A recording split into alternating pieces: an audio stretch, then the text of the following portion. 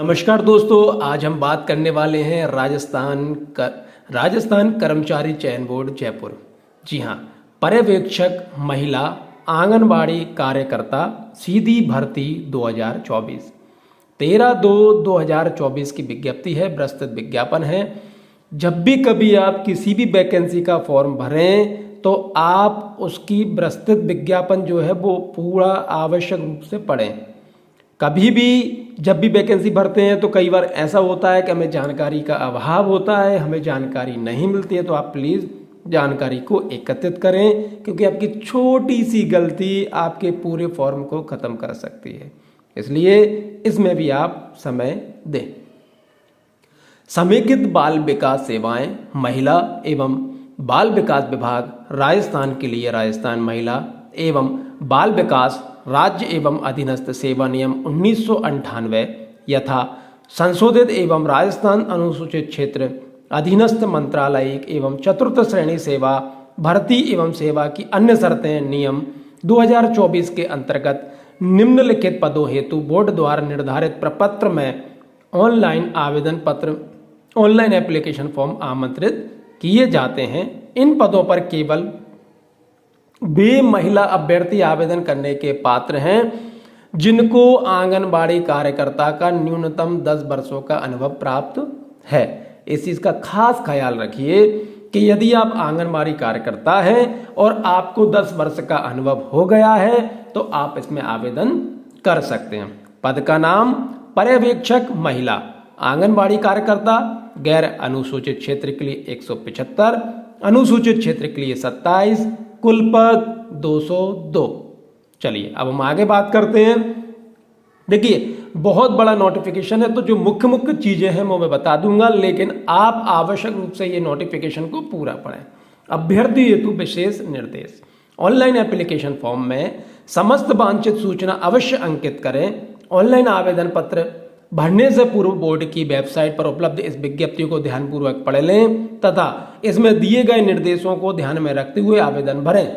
कोई सूचना गलत या पूर्ण भरने पर आवेदक का आवेदन पत्र रद्द कर उसे परीक्षा में प्रवेश नहीं दिया जाएगा, जिसकी जिम्मेदारी स्वयं आवेदक की होगी तथा गलत सूचना या पूर्ण आवेदन के सुधार हेतु पत्र व्यवहार स्वीकार नहीं किया जाएगा। जो मैं आपसे बोल रहा था वही बात है, जो है बिल्कुल सही इस फॉर्म को भरिए। जैसा कि मैं हर बार कहता हूं कि जब भी आप फॉर्म भरें तो किसी समझदार व्यक्ति को आप अपने साथ में रखिए, जिससे कि वो आपकी गलतियों को बता दे, क्योंकि कई बार जब हम फॉर्म भरते हैं तो कई बार हमारी गलती हमें नहीं दिखाई पड़ती। ऑनलाइन आवेदन की प्रक्रिया। बोर्ड द्वारा आवेदन ऑनलाइन एप्लीकेशन फॉर्म लिए जाएंगे जिन्हें राज्य के निर्धारित ई मित्र कियोस्क या जन सुविधा केंद्र के माध्यम से भरा जा सकता है। ऑनलाइन आवेदन पत्र भरने से पूर्व सर्वप्रथम अभ्यर्थी प्रस्तुत विज्ञापन का अध्ययन आवश्यक रूप से कर लेवें, तदुपरांत ही अभ्यर्थी ऑनलाइन आवेदन करें। ऑनलाइन आवेदन करने की प्रक्रिया निम्नानुसार होगी।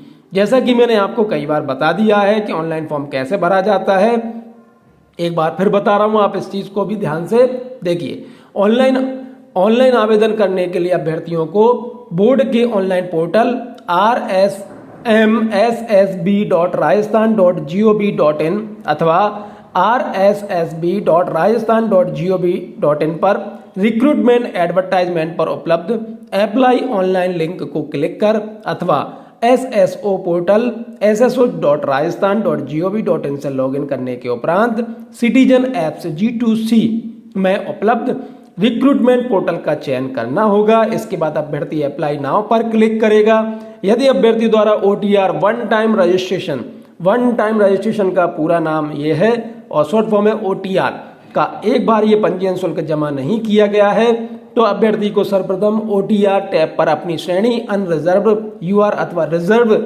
EWS OBC NC MBC NC SC ST SAH श्रेणी दिव्यांगता की स्थिति व गृह राज्य का विवरण दर्ज करके शुल्क का भुगतान करना होगा। ऑनलाइन आवेदन में अभ्यर्थी को OTR के समय भरी गई श्रेणी, दिव्यांगता की स्थिति व गृह राज्य के अनुरूप ही ऑप्शन भरने हेतु मिलेंगे। अतः अभ्यर्थी OTR प्रक्रिया को सावधानी से भरे। OTR प्रक्रिया का पूरा करने के बाद अभ्यर्थी SSO के माध्यम से आवेदन कर सकेगा।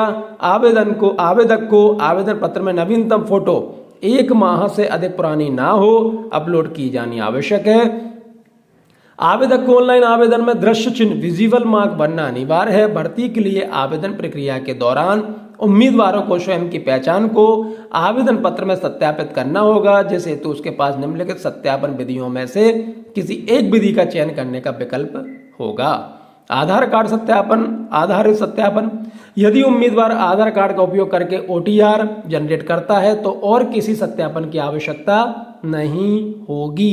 आधार कार्ड से यदि आप करते हैं तो आधार कार्ड के से आप उसके अलावा फिर किसी चीज की कोई जरूरत नहीं होगी। लेकिन यदि आप OTR, SSO या जन आधार के माध्यम से जनरेट होता है तो उम्मीदवार को आवेदन पत्र में निम्नलिखित जानकारी का सत्यापन करना होगा।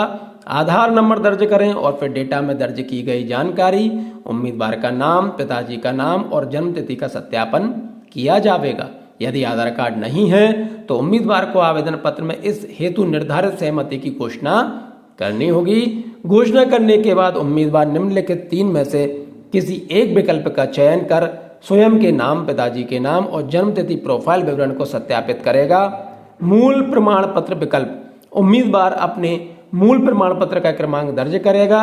उसके पश्चात फेच बटन पर क्लिक करने पर डोमिसाइल या बोनाफाइड प्रमाण पत्रों, मूल प्रमाण पत्रों के डाटा से सत्यापित किया जाएगा। डिजी लॉकर के माध्यम से 10वीं बोर्ड मार्कशीट से जोड़ने का विकल्प, उम्मीदवार अपने 10वीं बोर्ड के कक्षा के बोर्ड का नाम, रोल नंबर व उत्तीर्ण वर्ष दर्ज कर स्वयं सत्यापित करेगा। यदि उम्मीदवार उपरोक्त किसी प्रक्रिया से स्वयं के विवरण को सत्यापित करने में असमर्थ है तो उसे निम्न घोषणा करनी होगी। मैं अपनी प्रोफाइल विवरण सत्यापित करने में असमर्थ हूँ, इसलिए मैं परीक्षा हेतु निर्धारित समय से 1.5 घंटे पहले परीक्षा केंद्र पर बायोमेट्रिक सत्यापन हेतु उपस्थित होऊंगा या होंगी। यदि किसी भी कारण से आपका फॉर्म भरा नहीं हो पा रहा है तो आप ये लिखेंगे कि मैं 1.5 घंटे पहले केंद्र पर परीक्षा केंद्र पर उपस्थित होऊंगा या होंगी, जिससे कि मेरा बायोमेट्रिक सत्यापन हो जाए। उक्तानुसार सत्यापन हो जाने के पश्चात उम्मीदवार निर्धारित प्रक्रिया से आवेदन भर सकेगा। आवेदन पत्र में उसके द्वारा OTR में दर्ज की गई सूचनाएं प्रदर्शित रहेंगी और उनमें संशोधन नहीं किया जा सकेगा। इस चीज का बात खास ख्याल रखिए। अन्य सभी सूचनाएं अभ्यर्थी को सावधानी पूर्वक भरनी होगी। ई मित्र द्वारा ऑनलाइन भरने में कोई गलती को आवेदक की गलती ही माना जाएगा। आवेदन पत्र को फाइनल सबमिट करते ही अभ्यर्थी का ऑनलाइन आवेदन क्रमांक जनरेट हो जाएगा। अभ्यर्थी को इस ऑनलाइन आवेदन पत्र का प्रिंट अपने पास सुरक्षित रख लेना चाहिए। अभ्यर्थी एक बार ही पंजीयन शुल्क जमा करवाने हेतु अन्य किसी अन्य पोर्टल अथवा सुविधा का उपयोग नहीं करें। अभ्यर्थी एक बारी पंजीयन शुल्क का भुगतान आवेदन की अंतिम तिथि से पूर्व सुनिश्चित करें ताकि किसी प्रकार के भुगतान संबंधी ट्रांजैक्शन से लंबित रहने का सत्यापन समय रहते हो सके, अन्यथा इसकी जिम्मेदारी स्वयं अभ्यर्थी की होगी। आवेदक अपने स्वयं का ही मोबाइल नंबर, ईमेल आईडी दर्ज करे, इसे नहीं बदले। महत्वपूर्ण सूचनाएं आवेदन दर्ज मोबाइल नंबर या ईमेल आईडी पर ही भेजी जाती हैं। आवेदक अपनी स्वयं की SSO ID से इस आवेदन पत्र सुनिश्चित करें, अन्य दूसरे SSO ID से भरा गया आवेदन मान्य नहीं किया जाएगा। जब तक आपका फॉर्म में फाइनल चीजें नहीं हो जाती तो आप अपना मोबाइल नंबर ना बदलें, ईमेल आईडी को आप बार बार चेक करते रहें, क्योंकि जो भी सूचनाएं प्रेषित की जाएंगी वो आपके मोबाइल नंबर और ईमेल आईडी पर ही की जाएंगी। आवेदक को ऑनलाइन आवेदन पत्र भरने के पश्चात ऑनलाइन आवेदन पत्र क्रमांक आवश्यक रूप से प्राप्त होगा, और यदि आवेदन पत्र क्रमांक अंकित या प्राप्त नहीं हुआ है तो इसका अर्थ है यह है कि उसका आवेदन पत्र स्वीकार नहीं हुआ है। आवेदन पत्र के प्रीव्यू को आवेदन का सबमिट होना नहीं माना जाएगा। अभ्यर्थी द्वारा निर्धारित तिथि तक ऑनलाइन आवेदन करना अनिवार्य होगा। किसी भी परिस्थिति में ऑफलाइन आवेदन स्वीकार नहीं किया जाएगा। आवेदक को आवेदन करते समय अगर किसी प्रकार की कोई समस्या हो तो रिक्रूटमेंट पोर्टल पर दिए गए हेल्प डेस्क नंबर या ईमेल पर संपर्क करें। ईमेल हेल्पलाइन नंबर ये दिया हुआ है, इस पर आप संपर्क कर सकते हैं। अभ्यर्थी बिना कार्यालय में उपस्थित हुए अपनी समस्याओं शिकायतों को राजस्थान संपर्क पोर्टल पर राजस्थान ऑनलाइन दर्ज करवा सकते हैं। Setu citizen call centre toll free number 181 पर शिकायत दर्ज कराने में उसकी सूचना प्राप्त करने की निःशुल्क सुविधा है। आवेदक द्वारा ऑनलाइन आवेदन में गलत सूचना देने, तथ्य छुपाने पर बोर्ड अभ्यर्थियों पर नियमानुसार कार्रवाई के लिए स्वतंत्र होगा। समस्त सूचनाएं बोर्ड की वेबसाइट rsmbssb.rajasthan.gov इन पर एवं rssb.rajasthan.gov.in के माध्यम से प्रकाशित सूचित की जाएंगी। कृपया इस भर्ती परीक्षा के संबंध में समस्त अद्यतन जानकारियों के लिए बोर्ड की वेबसाइट निरंतर रूप से देखते रहें। अलग से पत्राचार नहीं किया जाएगा।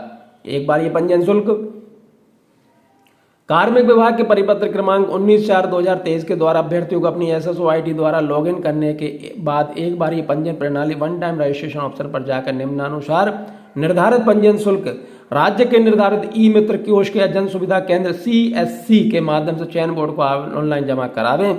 सामान्य वर्ग व क्रीमी लेयर श्रेणी के अन्य पिछड़ा वर्ग अति पिछड़ा वर्ग के आवेदन हेतु 600 रुपये, राजस्थान के नॉन क्रीमी लेयर के अन्य पिछड़ा वर्ग अति पिछड़ा वर्ग एवं आर्थिक रूप से कमजोर वर्ग अनुसूचित जाति अनुसूचित जनजाति के आवेदन हेतु 400 रुपये, समस्त दिव्यांग जन आवेदक हेतु ₹400। राजस्थान राज्य से भिन्न यदि आप किसी अन्य राज्य के हैं और आप अगर SC ST OBC में आते हैं तो आपका 600 रुपये ही लगेगा। निर्धारित पंजीयन शुल्क देना होगा जो सामान्य अभ्यर्थियों को देना है। पूर्व में एक बार ही पंजीयन शुल्क OTR जमा करवा चुके अभ्यर्थी दोबारा शुल्क दे नहीं होगा। पर्यवेक्षक महिला आंगनबाड़ी कार्यकर्ता के रिक्त पदों का वर्गवार आरक्षण निम्न प्रकार है। ये आप देख लीजिए इस चीज को कि कैसा क्या है, जिससे कि आप इस चीज को और अच्छे से समझ सकें। चलिए अब हम और आगे बढ़ते हैं। गैर अनुसूचित क्षेत्र में ये स्थिति है, इस तरह का आरक्षण रहेगा। इस चीज को आप देख लीजिए। दिव्यांगजन, भूतपूर्व सैनिक, उत्कृष्ट खिलाड़ी, कुल पद सामान्य अनुसूचित जाति अनुसूचित जनजाति, विशेष योग्यजन, भूतपूर्व सैनिक, उत्कृष्ट खिलाड़ी। और इस तरह से जब आप देखते हैं तो आपकी पूरी जानकारी आपको यहाँ पर मिल जाती है। ये उससे रिलेटेड नोट है, इसको आप पढ़ लीजिए। विशेष सूचना देख लीजिए आप कि अनुसूचित जाति अनुसूचित जनजाति अन्य पिछड़ा वर्ग अति पिछड़ा वर्ग एवं आर्थिक रूप से कमजोर वर्ग के अभ्यर्थियों को नियम अनुसार आरक्षण का लाभ दिया जाएगा। कार्मिक का 2 विभाग की अधिसूचना दिनांक 17/1/2013 के अनुसार किसी वर्ष विशेष में सीधी भर्ती के लिए राजस्थान के अनुसूचित जाति अनुसूचित जनजाति में दिनांक 28/7/2023 के अनुसार पिछड़ा वर्ग अति पिछड़ा वर्ग के पात्र एवं उपयुक्त अभ्यर्थी उपलब्ध नहीं होने की दशा में उनके लिए इस प्रकार आरक्षित रिक्तियों के पश्चात भर्ती 3 भर्ती वर्षों के लिए अग्नित किया जाएगा। 3 भर्ती वर्षों की समाप्ति के पश्चात ऐसी अग्नित की गई रिक्तियां सामान्य प्रक्रिया से भरी जाएंगी। ये आरक्षण के लिए सूचनाएं हैं, इनको आप विशेष तौर पे आप पढ़ लीजिए। जो जैसे आरक्षण का लाभ लेना चाहता है तो इन चीज को आप पढ़ लीजिए। हम थोड़ा सा आगे बढ़ते हैं क्योंकि वीडियो हमारा वैसे भी बहुत ज़्यादा बड़ा होने वाला है। भूतपूर्व सैनिकों के लिए, महिलाओं के लिए ये स्थिति है, सैनिकों के लिए ये स्थिति है। इस चीज़ को आप ध्यान से पढ़ लीजिए। अब हम और आगे बढ़ते हैं। उत्कृष्ट खिलाड़ी के पदों के हेतु उनके लिए ये स्थिति है, रिक्तियों को 2% देय होगा। ये इस तरह से उक्त सारणी के स्तंभ संख्या 2 में उल्लेखित अंतर्राष्ट्रीय खेल संस्था द्वारा आयोजित नीचे दी गई अनुसूची के स्तंभ संख्या 3 में उल्लेखित खेल कूद के किसी अंतर्राष्ट्रीय टूर्नामेंट या चैंपियनशिप में व्यक्तिशः या टीम स्पर्धा में भारतीय टीम का प्रतिनिधित्व किया हो। ये इस तरह की लिस्ट है, इसमें आप देख लीजिए कि यदि आप इसमें आते हैं तो आपको इस चीज का फायदा होगा। और भी इसमें बहुत सारी कंडीशंस हैं। School games federation of India द्वारा आयोजित किसी खेल कूद के किसी स्कूल नेशनल गेम्स व्यक्ति से या टीम स्पर्धा में मेडल जीता हो। इंडियन ओलंपिक एसोसिएशन या इसमें संबंध panel national sports federation NSF द्वारा आयोजित किसी खेलकूद के लिए राष्ट्रीय टूर्नामेंट चैंपियनशिप में व्यक्तित्व या टीम स्पर्धा मेडल जीता हो। एसोसिएशन ऑफ इंडियन यूनिवर्सिटी द्वारा आयोजित ऑल इंडिया इंटर यूनिवर्सिटी की किसी खेलकूद में व्यक्तित्व या टीम स्पर्धा मेडल जीता हो। या इंडियन ओलंपिक एसोसिएशन या para Olympic committee of India इससे संबंधित नेशनल स्पोर्ट्स फेडरेशन द्वारा आयोजित किसी खेलकूद की नेशनल चैंपियनशिप या पैरा नेशनल चैंपियनशिप या national games national para games व्यक्तिशः या टीम स्पर्धा में राजस्थान का प्रतिनिधित्व किया हो। नोट: कृपया उत्कृष्ट खिलाड़ी श्रेणी वे ही अभ्यर्थी आवेदन करें जिनके पास उपरोक्त बिंदु क्रमांक 1 से 5 में वर्णित श्रेणियों के अनुसार खेल प्रमाण पत्र हो। यदि किसी आवेदक ने जानबूझकर बिना योग्य खेल प्रमाण पत्र उत्कृष्ट खिलाड़ी श्रेणी अंकित की है तो बोर्ड द्वारा ऐसे आवेदकों के विरुद्ध कार्यवाही की जा सकती है। उत्कृष्ट खिलाड़ियों के खेल प्रमाण पत्र इसी भर्ती में आवेदन करने की अंतिम तिथि तक प्रस्तुत करना होगा। इस चीज का आप खास ख्याल रखिए। दिव्यांगजन निःशक्त जनों के लिए ये आप पढ़ लीजिए कि क्या क्या आपको लाभ रहेंगे। इसका स्क्रीनशॉट खींचना चाहें तो आप स्क्रीनशॉट खींच लीजिए।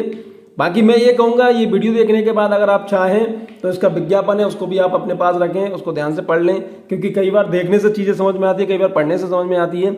अनुसूचित क्षेत्र के अभ्यर्थियों के लिए विशेष निर्देश, ये निर्देश दिए गए हैं उनके लिए, इन निर्देशों को भी आप ध्यानपूर्वक देख लीजिए। अब हम बात करते हैं वेतनमान। वेतनमान की स्थिति क्या रहेगी उस चीज़ को आप ध्यान से समझ लीजिए कि वेतनमान कितना रहेगा।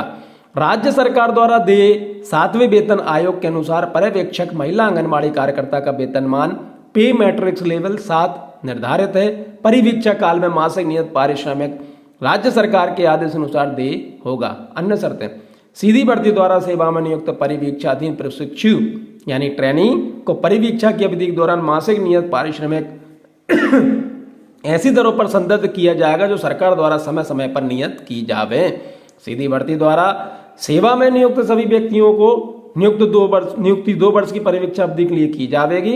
इस अवधि के दौरान पद की वेतन श्रृंखला न देकर राज्य सरकार द्वारा निर्धारित दरों पर नियत पारिश्रमिक फिक्स्ड रिमरेशन देय होगा एवं इसके अतिरिक्त अन्य कोई भत्ते या तयता, मकान किराया भत्ता, महंगाई भत्ता, शहरी क्षतिपूर्ति भत्ता, वेतन विशेष वेतन आदि देय नहीं होंगे। परिवीक्षा अवधि में अन्य सुविधाएं एवं अवकाश आदि राजस्थान सेवा नियमों में नियत संशोधित प्रावधानों के अनुसार देय होगा। परिवीक्षा अवधि की समाप्ति पर पद की वेतन श्रृंखला का न्यूनतम एवं अन्य भत्ते नियम अनुसार देय होंगे व स्थायीकरण का पात्र होंगे। इसके लिए पढ़ाई की क्या योग्यता चाहिए, क्या पात्रता है, इस चीज को आप ध्यान से देख लीजिए। Graduate of university established by law in India, पहली चीज ग्रेजुएट हो आप with 10 years experience as anganwadi worker in ICDS। सबसे बड़ी चीज है कि आपका ग्रेजुएशन हो और उससे भी बड़ी चीज है कि 10 साल का आपको आंगनबाड़ी के अंदर का आंगनबाड़ी का आपको अनुभव हो और having one of the following of higher qualification in computer education or higher level certificate course conducted by DOEACC under control of the department electronics government of India. आपके पास ओ लेवल का सर्टिफिकेट हो, computer का किसी भी certificate हो, नीलेट का आपके सर्टिफिकेट हो, DPCS जो करवाती है उसका सर्टिफिकेट हो, आपके पास डिग्री डिप्लोमा सर्टिफिकेट हो, आपके पास कंप्यूटर साइंस हो, कंप्यूटर एप्लीकेशन हो किसी भी यूनिवर्सिटी से रिकॉग्नाइज जो यूनिवर्सिटी इंस्टीट्यूट वो उससे हो, senior secondary certificate from recognise board of secondary education in country with the computer science. ध्यान रखिए यहाँ पे क्या लिखा है, सीनियर सेकेंडरी चाहिए लेकिन कंप्यूटर साइंस है, computer application as one of the subject. Diploma in computer science and engineer from a polytechnic institution recognised by government. Rajasthan state certificate course in information technology RSCIT conducted by Vardhaman Mahaveer open university Kota under control of Rajasthan knowledge corporation limited. ये आपके पास होनी चाहिए। Provide that in case any anganwadi worker is not having any of the above qualification in computer education, he has to qualify the same and shall have to submit the required certificate within a period of 1 year from date of recruitment. Failing which is the recruitment to the post of supervisor shall be deemed to the null and void। देखिए अगर आपके पास जो ऊपर computer की जो व्यवस्था है, जो कंप्यूटर की डिग्री डिप्लोमा मांगे गए हैं वो अगर आपके पास नहीं होते हैं तो कोई दिक्कत नहीं, आप 1 साल के अंदर अंदर इन्हें आप कर ले। और यदि 1 साल के अंदर अंदर आपके पास नहीं हो पाते हैं तो आपकी जो रिक्रूटमेंट हुआ है उसे खत्म कर दिया जाएगा। देवनागरी लिपि में लिखी हिंदी में कार्य करने का ज्ञान एवं राजस्थान की संस्कृति का ज्ञान। आवश्यक नोट ध्यान से देख लीजिए, आवश्यक नोट क्या है। परंतु ऐसा व्यक्ति जो सीधी भर्ती है तो नियम अनुसूचियों में यथा उल्लेखित पद के लिए अपेक्षित शैक्षणिक अर्हता वाले ऐसे पाठ्यक्रम के अंतिम वर्ष की परीक्षा उपस्थित हो चुकी है या उपस्थित हो रही है उस पद के लिए आवेदन करने के पात्र होगी, किंतु उसे जहां चयन लिखित परीक्षा एवं साक्षात्कार के 2 प्रक्रमों के माध्यम से किया जाता है, मुख्य परीक्षा उपस्थित होने से पूर्व जहां चयन लिखित परीक्षा एवं साक्षात्कार के माध्यम से किया जाता है, साक्षात्कार में उपस्थित होने से पूर्व जहां चयन लिखित केवल परीक्षा यथा स्थिति केवल साक्षात्कार के माध्यम से किया जाता है, लेकिन परीक्षा तो साक्षात्कार में उपस्थित होने से पूर्व समुचित चयन एजेंसी को अपेक्षित शैक्षणिक अर्हता परीक्षा के तिथि से पूर्व तक अर्जित कर लेने का सबूत प्रस्तुत करना होगा। बोर्ड द्वारा उक्त पदों पर चयन लिखित परीक्षा के माध्यम से किया जाएगा। कुल मिलाकर मैं आपको बता देता हूं कि ये कहना चाह रहे हैं कि जब भी आपका या तो पेपर होगा या साक्षात्कार होगा तो वो स्थिति तक आपके पास आपके डॉक्यूमेंटेशन आ जाने चाहिए। इस चीज का आप खास ख्याल रखिए। आंगनबाड़ी कार्यकर्ता स्कूल पढ़ लीजिए। स्पष्टीकरण यह स्पष्ट किया जाता है कि उक्त सुविधा का वही अभ्यर्थी उपभोग कर सकेंगे जो आवेदक आवेदन पत्र प्राप्ति की अंतिम दिनांक तक पद की वांछित योग्यता की परीक्षा के अंतिम वर्ष में प्रवेश ले चुके होंगे एवं पद की वांछित योग्यता की अंतिम वर्ष की परीक्षा में सम्मिलित हुए या सम्मिलित होने वाले हैं। आंगनबाड़ी कार्यकर्ता 10 वर्ष का अनुभव प्रमाण पत्र आवेदन को अंतिम तिथि तक का मान्य स्वीकार किया जाएगा। हाँ, अगर आपको 10 साल अंतिम तिथि तक भी हो रहे हैं, उस दिन भी हो रहे हैं, तो भी मान्य कर लिया जाएगा। अन्य योग्यताएं, स्वास्थ्य, स्वाभाविक सी बात है कि आपकी मानसिक स्थिति बहुत अच्छी होनी चाहिए। आप इन सब चीज़ों का आपको खास ख्याल रखना है। और चरित्र, स्वाभाविक सी बात है कि चरित्र भी आपका अच्छा होना चाहिए। पर्यवेक्षक के पद पर नियुक्ति के लिए योग्य हो सके। सच चरित्र का प्रमाण पत्र ऐसे विश्वविद्यालय, कॉलेज, स्कूल जहां से आपने अंतिम शिक्षा प्राप्त की हो कि आचार्य शिक्षा अधिकारी द्वारा प्रस्तुत करना होगा। और 2 ऐसे उत्तरदायी व्यक्तियों के प्रमाण पत्र भी प्रस्तुत करने होंगे जो आवेदन पत्र के दिनांक से 6 महीने के पहले के ना हो और अभ्यर्थी द्वारा दिए हुए ना हो। देखिए, मैं आपसे बार बार कहता हूं कि जो विज्ञापन है, आप विज्ञापन को पूरा पढ़ लें, क्योंकि कई सारी चीजें हम नहीं पढ़ते हैं, हम नहीं बता पाते, क्योंकि वीडियो हमारा बहुत बड़ा हो जाता है। इसलिए प्लीज आप इस चीज को खास तौर से पढ़ें। भारत का नागरिक हो, राष्ट्रीयता कौन सी चाहिए, भारत का नागरिक हो या नेपाल का प्रजाजन हो या भूटान का प्रजाजन हो, ऐसा तिब्बती शरणार्थी जो दिनांक 1/1/62 से पहले भारत में स्थायी रूप से बसने के विचार से आया था, या भारतीय मूल का व्यक्ति ने जो भारत में स्थायी रूप से बसने के विचार से पाकिस्तान, बर्मा, श्रीलंका, पूर्वी अफ्रीका देश, कीनिया, युगांडा, संयुक्त तंजानिया गणराज्य, भूतपूर्व टंगानिया तथा जंजीबार, जाम्बिया, मालवी, जैर और इथोपिया से भारत में स्थानांतरित कर लिया हो। नोट, परंतु शर्त यह है कि वर्ग ख ग घ ङ से संबंधित प्रार्थियों को भारत सरकार के गृह एवं न्याय विभाग द्वारा प्रदत्त पात्रता का वांछित प्रमाण पत्र प्रस्तुत करना होगा। आयु का ध्यान रखिए, 18 वर्ष की आयु प्राप्त कर चुका हो 1/1/25 को, 18 वर्ष की आयु प्राप्त कर चुका हो तथा 40 वर्ष का नहीं हुआ हो, इस चीज का खास ख्याल रखिए। राज्य सरकार को अधिसूचना दिनांक 23/9/2008 के अनुसार जिस भर्ती वर्ष विशेष में सीधी भर्ती के पदों के लिए भर्ती नहीं हुई हो और यदि कोई आवेदक उस वर्ष की भर्ती में आयु की दृष्टि से पात्र था तो उसे आयु की दृष्टि से पात्र माना जाए, किंतु यह छूट 3 वर्ष से अधिक की नहीं होगी। इस चीज का आप खास ख्याल रखिए। आप अधिकतम छूट किस तरह से दी जाएगी वो देख लीजिए। सामान्य वर्ग की महिला अभ्यर्थियों को 5 वर्ष की छूट दी जाएगी। अनुसूचित जाति, अनुसूचित जनजाति, अन्य पिछड़ा वर्ग, अति पिछड़ा वर्ग, आर्थिक रूप से कमजोर वर्ग की महिला अभ्यर्थी को जो राजस्थान की मूल निवासी हैं के मामले में 10 वर्ष की छूट दी जाएगी। जो राजस्थान के मूल निवासी, ध्यान रखिए। इस सेवा के लिए किसी पद पर अस्थायी नियुक्ति अगर व्यक्ति प्रारंभिक नियुक्ति के समय आयु सीमा में थे तो उन्हें आयु सीमा में समझा जाएगा, चाहे वे विभाग के समक्ष आखिरी उपस्थिति के समय उसे पार कर चुके हों। और यदि वे उनकी प्रारंभिक नियुक्ति के समय इस प्रकार पात्र थे तो उन्हें 2 अवसर दिए जाएंगे। और जो इसमें दिया हुआ है उस चीज को आप ध्यान से पढ़ लीजिए। ऊपर बेहद ऊपरी आयु सीमा में सामान्य प्रवर्ग के आंगनबाड़ी कार्यकर्ताओं को 10 वर्ष की और अनुसूचित जाति, अनुसूचित जनजाति, अन्य पिछड़े वर्ग के आंगनबाड़ी कार्यकर्ता 15 वर्ष की सत्ता दी जाएगी जो पर्यवेक्षक पद पर सीधी भर्ती के लिए अन्यथा पात्र हैं। विधवाओं और विवाह विच्छिन्न महिलाओं के मामले में कोई आयु सीमा नहीं होगी, किंतु राज्य सरकार द्वारा निश्चित गई सेवानिवृत्ति आयु से उनकी आयु कम होनी चाहिए। सिंपल सी बात है भाई, आपकी जो सेवानिवृत्ति की आयु उससे कम होनी चाहिए। एनसीसी कैडेट के लिए, रिजर्वेशन के लिए, सामाजिक न्याय के लिए, पेंशन नए नियुक्त होने वाले कर्मचारियों के लिए नियम अनुसार राज्य सरकार द्वारा देय पेंशन योजना लागू होगी।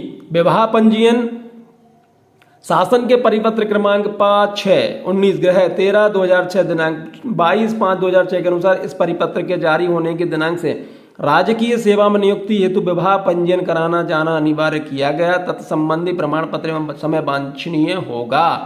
पंजीयन शुल्क जमा कराने व ऑनलाइन आवेदन पत्र की अवधि, इस चीज का आप ध्यान से देख लीजिए। सबसे ज्यादा मेन चीज यही है कि यदि आवेदक द्वारा OTR वन टाइम रजिस्ट्रेशन के एक बार पंजीयन शुल्क जमा नहीं किया गया है तो पंजीयन शुल्क राज्य के निर्धारित ई मित्र कियोस्क, जन सुविधा केंद्र, CSC, नेट बैंकिंग, ATM कम डेबिट कार्ड एवं क्रेडिट कार्ड के माध्यम से दिनांक 21/2/2024 से दिनांक 21/3 को रात्रि 11:19 तक जमा कराया जा सकता है।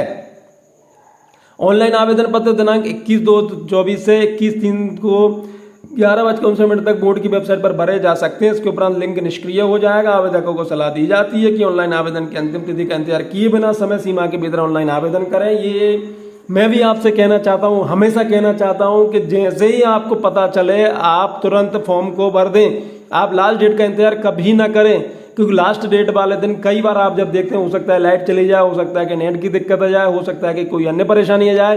तो प्लीज़ मेरा हमेशा ये मानना होता है कि आप थोड़े से सजग होइए अपनी जॉब के लिए।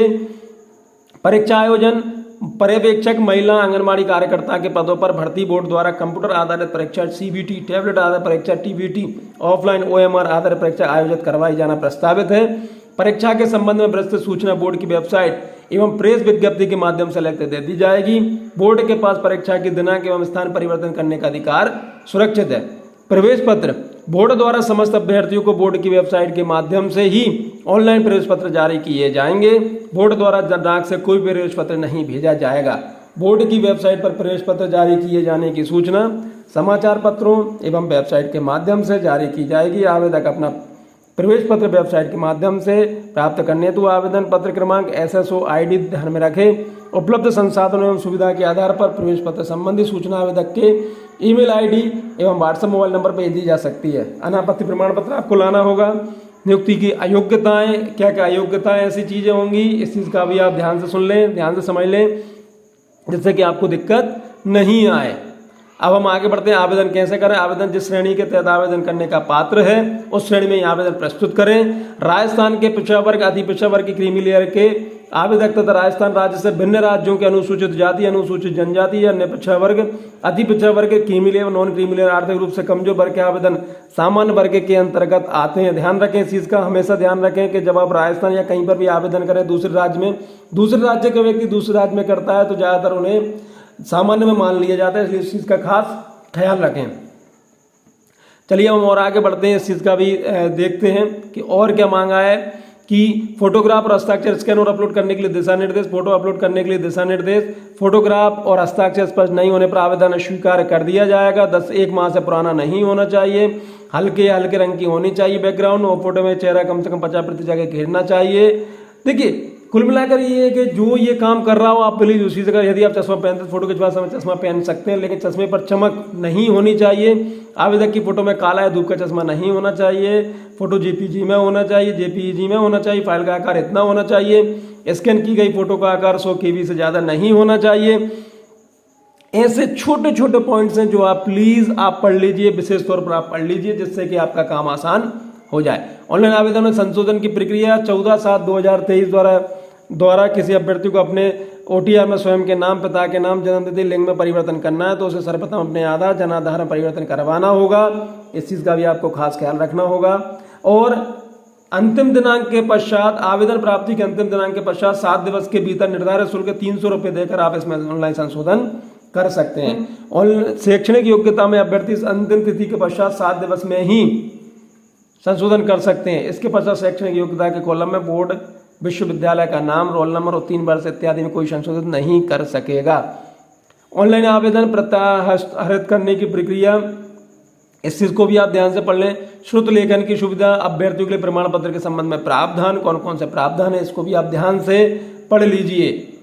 और अब हम आगे बढ़ते हैं। हमारी आगे जाति प्रमाण पत्र की वैधता अवधि, सामाजिक न्याय एवं अधिकारिता विभाग के जाति प्रमाण पत्र दिशा निर्देश दिनांक 9/9/2015 के अनुसार, इस चीज को भी आप ध्यान से पढ़ लीजिए, जिससे कि आपको सब चीजें समझ में आ जाएं। बहुत सारे आवेदन में गलत सूचना प्रस्तुत करने वाले अनुसूचित छात्रों की रोकथाम, इस चीज का मैं आपसे बार बार कहता हूं कि प्लीज आप जो सत्यता है उसी पर का पालन करें। इसमें बिल्कुल भी झूठ ना बोले, क्योंकि आपको उसमें भविष्य में बहुत ज्यादा दिक्कतें हो सकती हैं। परीक्षा की स्कीम एवं पाठ्यक्रम, इस चीज को देख लीजिए। पर्यवेक्षक महिला आंगनबाड़ी कार्यकर्ता के पदों पर सीधी भर्ती हेतु परीक्षा का स्कीम निम्न प्रकार से होगा। परीक्षा की स्कीम, प्रथम खंड विषय भाषा ज्ञान, तर्क शक्ति एवं सामान्य ज्ञान अंक 100, 50, 25, 25। सामान्य हिंदी, सामान्य अंग्रेजी, गणित एवं सामान्य तर्क शक्ति। द्वितीय खंड पोषण व स्वास्थ्य का ज्ञान तथा योजनाएं, शिशु की प्रारंभिक देखभाल एवं शिक्षा, ये 65-35 कुल अंक 200। The paper will B graduation standard with special focus on nutrition, health, early child care and education. जो पेपर होगा वो ग्रेजुएशन स्टैंडर्ड का होगा, विशेष तौर पे उसमें पोषण के विषय में, अपने स्वास्थ्य के विषय में और बच्चे की देखभाल कैसे करते हैं उसके शिक्षा के विषय में होगा। The paper will B objective type paper वो होगा ABCD टाइप का, जिसमें आप मल्टी चॉइस जैसे हम कहते हैं, ऑब्जेक्टिव टाइप को जिसको हम कहते हैं। The paper will be no negative, इसमें नेगेटिव मार्किंग इसमें नहीं है। पाठ्यक्रम क्या होने वाला है उस चीज को आप ध्यान रख लीजिए। पाठ्यक्रम सिलेबस प्रथम खंड भाषा ज्ञान, तर्क शक्ति एवं सामान्य ज्ञान, सामान्य हिंदी में आपका ये सब्जेक्ट आ जाएंगे, ये संधि समास आ जाएगा, सामाजिक पदों की रचना, समाज विग्रह आ जाएगा, उपसर्ग प्रत्यय आ जाएगा, पर्यायवाची शब्द आ जाएगा, विलोम शब्द, अनेकार्थक शब्द, शब्द युग्म शब्द, वाक्य, वाच्य, क्रिया, वाक्यांश, मुहावरे, अंग्रेजी। जनरल इंग्लिश में आपके tenses, sequence of tenses, voice, active and passive voice, narration, direct, indirect, transformation tenses, assertive से नेगेटिव बनाना, interrogative, exclamatory and vice versa, use of article and determiners, use of preposition, translation of simple tenses from Hindi to English and vice versa, correction of sentence including subject, verb, agreement, degree of adjective, connecting the words wrongly used, glossary of official technical terms with the Hindi version, synonyms, antonyms, one word substitution, forming new words, vying, prefix and suffix। गणित एवं सामान्य तर्क शक्ति, गणित में अनुपात, समानुपात, प्रतिशत, लाभ एवं हानि, बट्टा, साधारण एवं चक्रवर्ती ब्याज, तार्किक दक्षता, कथन एवं मान्यता, कथन एवं तर्क, कथन तथा निष्कर्ष, विश्लेषणात्मक तर्क क्षमता, दिशा, बोध, आयु संबंधी शंकाएं, मानसिक योग्यता, बेमेल, छाटना, कूटवाचन, कोडिंग, डिकोडिंग संबंधी। द्वितीय खंड पोषण उपविषय, पोषण स्वास्थ्य की ज्ञान तथा योजनाएं, पोषण में पोषण आ जाएगा आपका, जीवन की विभिन्न अवस्थाओं में पोषण का महत्व आ जाएगा आपका, गर्भवती की देखभाल का मैटर आ जाएगा, टीकाकरण आ जाएगा, स्वास्थ्य एवं पोषण के विभिन्न कार्यक्रम आ जाएंगे, कुपोषण आ जाएगा, सामान्य बीमारियों की जानकारी आ जाएगा, शिशु की पारंपरिक देखभाल एवं शिक्षा आ जाएगा, बाल विकास का परिचय आ जाएगा, शाला पूर्व शिक्षा परिचय आ जाएगा। बोर्ड की वेबसाइट ध्यान से देखिए प्लीज़। जब भी आप मेरा वीडियो देखें, मैं हमेशा आपसे लोगों से एक ही बात बोलता हूं आपसे कि आप ध्यान से ये चीज़ देखा करें कि आप इसको और कहां पर देख सकते हैं। देखिए, जब हम वीडियो बना रहे होते हैं तो कई बार हो सकता है कि कोई बात हमसे गलत बोल जाए, वैसे ऐसा होता नहीं, फिर भी लेकिन हो सकता है। इसलिए आप जो रियल नोटिफिकेशन है वो आप आवश्यक रूप से देखिए। मैं कोशिश करता हूं कि आपको उस जगह का मेन पता बताऊं कि जहां से ये नोटिफिकेशन हमने लिया हुआ है। बोर्ड की वेबसाइट, अभ्यर्थी बोर्ड की वेबसाइट www.rssb.rajasthan.gov.in एवं www.rssb.rajasthan.gov.in पर उपलब्ध सूचना से भी जानकारी प्राप्त कर सकते हैं।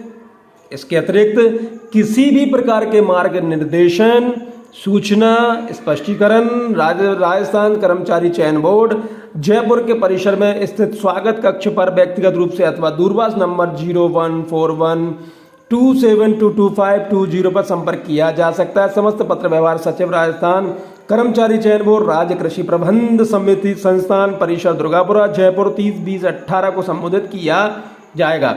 चलिए, तो जहाँ तक है मेरे द्वारा जो जानकारी दी गई है इसके माध्यम से आप फॉर्म भरिए, और जैसे ही आपको इसकी जानकारी मिले आप तुरंत फॉर्म भर दीजिए, जिससे कि आप जल्दी से जल्दी फॉर्म भर पाएं और असुविधा से बच पाएं। यदि इस वीडियो के माध्यम से आपका सिलेक्शन होता है तो प्लीज़ आप हमें आवश्यक रूप से बताएं, जरूरी बताएं। अगर टाइम मिले तो आप हमें बताएं, जिससे भी हम भी आपको शुभकामनाएं प्रेषित कर सकें। बहुत बहुत धन्यवाद। Thank you.